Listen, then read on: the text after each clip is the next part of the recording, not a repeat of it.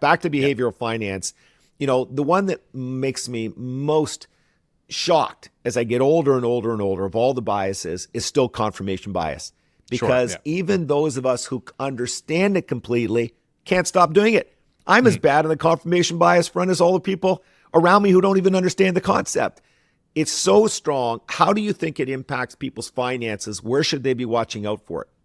Well, I think it kind of ties into our discussion around finfluencers too, is one challenge we face, especially today, is that social media is actually geared to reinforce confirmation bias. Exactly. Where it actually puts you in an echo chamber, right? Where the type of, if you say, let's just take you like a given stock, then the content you see on YouTube is more likely to be positive thesis on that company because you're more likely to watch that and enjoy it. Whereas a negative video, you might just subconsciously click away or not just decide to look because you don't want to have a bad day.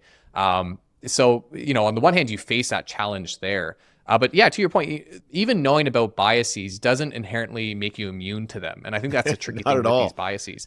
And I think what it does is it requires you to find external ways to mitigate, or you have to explore ways to mitigate your biases. So with confirmation bias, it can be discussing it with others. And there are other things like explicit with investing, there's diversifying and trying to offload as much as you can. If you are someone who struggles with money management or investment research or confirmation bias, maybe it's finding a way to, again, it's leaning on what you can to take as much out of your hand as you can, recognizing that you might not process things as effectively as you should.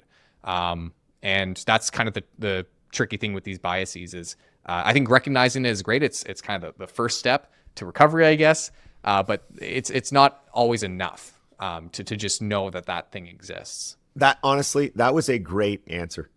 Considering that we don't give you the questions ahead of time. That was really a good answer because you hit on a lot of key themes there. It's one of the big advantages of diversification that's not discussed enough is it forces you to not let your confirmation bias take you too far. We can all fall in love with an opportunity and convince ourselves this is one we should be betting much more on than we normally would. And it's funny with confirmation bias, I think I've helped a ton of friends deal with theirs by playing the devil's advocate. I tend to think about what can go wrong effectively because I've been an entrepreneur all my life. And when you're an entrepreneur, you learn that what can go wrong often does. But with my own confirmation bias, when it comes to investing, I'm not as good.